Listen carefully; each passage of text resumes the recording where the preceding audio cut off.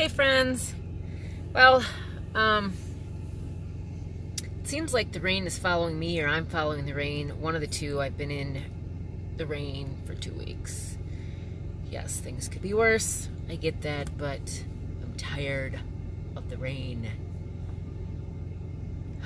So everything up front is drying, meaning the rain jacket I had on, the yellow vest I had on, my shoes, and then the mats that I have in the truck are full of mud. So send me somewhere sunny. This is driving me nuts. But now that that little rant is over, I want to tell you about last night. So I was down to 10 minutes on my clock,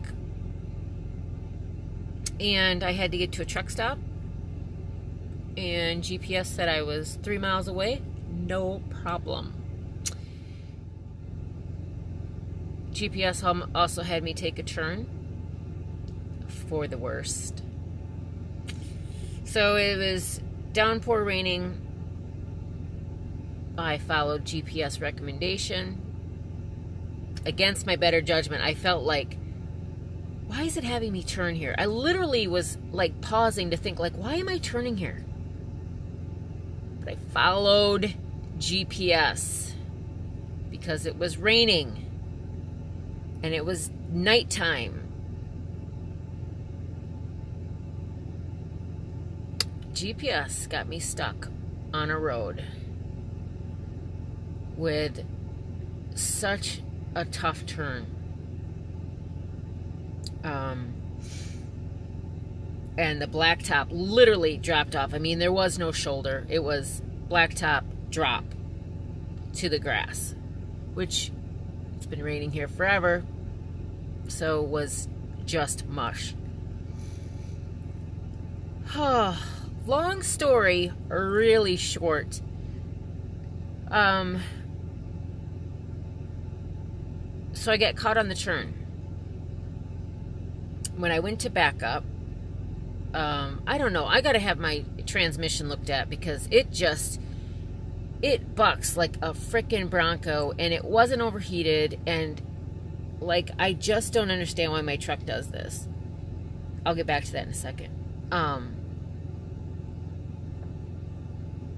But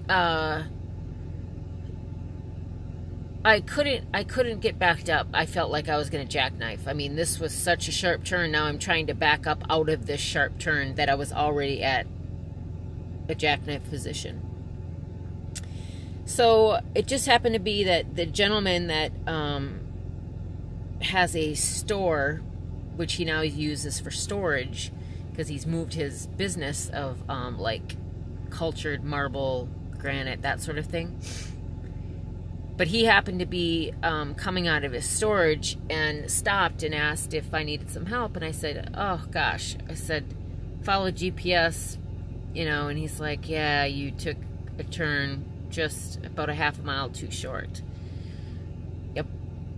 So he was telling me, like, where my trailer tires would have cut down into the corner as I was turning, it dropped off significantly, even though there was like a lot of gravel that was built up. He told me I would make it, and I said, there's no way my trailer is going to go into that curve even more. I said, I'll end up tipping this. I got 43,000 pounds of meat in the back. I'm like, do you have a CDL? And he's like, well, no, but I've driven everything. I'm like, no, like, I'm not comfortable.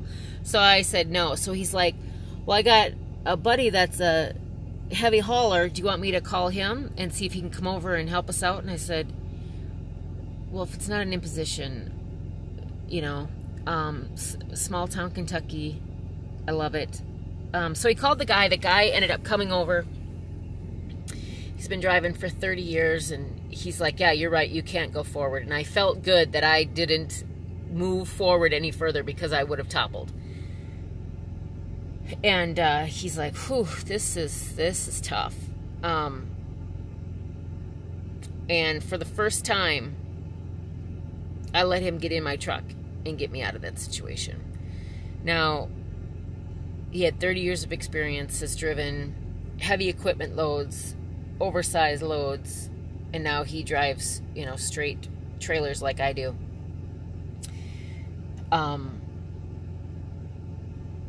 But I learned a ton watching him.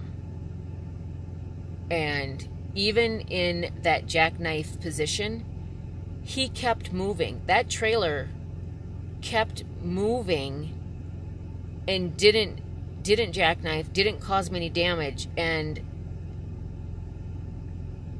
I was shocked. Now, he had difficulty getting out of there. But I learned a ton from him. But my truck did the same. Like, it was like bucking. I'm not talking about slight. I'm talking like the truck, when you were standing outside of it, moved a good 5 feet up and down. And he's like, why does your truck do this? And I said, it's always done this. Like, if you try to back up and whatever. And he's like, that is not right. He's like, I have the same truck and mine does not do this. So when I get to the terminal, the terminal the end of this week, I'm going to have them, or the end of next week, I'm going to have them check it out. But he got me all straightened out, and then I, of course, went back the way that GPS had sent me initially, because there was no, he's like, there's no way you can take that road in front of you. So you're almost lucky you got stuck here, because it would have been worse ahead. And I was like, oh my God. So, I offered to pay both the gentlemen, you know, I wanted to give them each $20 for their time, and neither one of it accepted it. And I just, you know, I was just really thankful that there's people out there that will still stop and help you. You know, GPS got me. You know, there's been times where GPS has gotten me before, but never quite like this. I've always been able to get myself out of circumstances. And if it was daylight, I know I would have been able to get out of this. But it was downpour raining. It was dark. And, you know, we all had our flashlights out. It took 3 of us to sort of guide him out so that he wouldn't go over the embankment. You know, it's not funny. And it's dangerous out here. And I don't mean just dangerous for, you know, other people. I'm talking about proper, like, I didn't want to damage anybody's property. I didn't want to have a claim on the load that I was carrying. I didn't want to, you know, God forbid, tip the truck, tip the trailer. So I accepted help. And,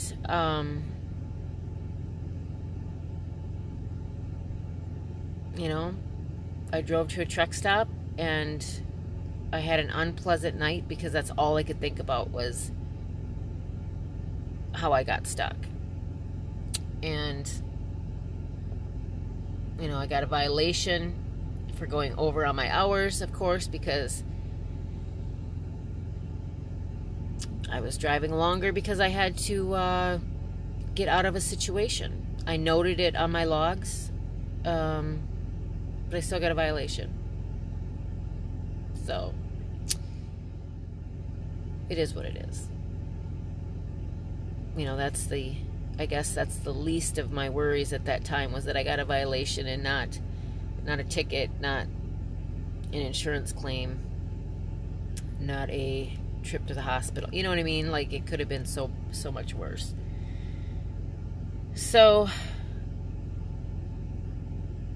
I don't know. When I'm at the terminal, I'm going to take my GPS in, download it, and update it. I find like Randman Alley is just a POS. Like, even when I get off, and I don't know if other GPSs do this, but when I get off at a truck stop to fuel, it's not smart enough to get me back on the interstate that I just came from to continue on my route. It, like, all of a sudden wants me to take all these country back roads now to the location, instead of going, hey, I know you just turned off like a block. Let's have you turn back a block and get right back on I-80, instead of going like County Road 41 to US 20. I'm just making up those roads. But that's what I'm saying, is like, GPS from a truck stop never takes me back to the interstate or the major highway I just turned from.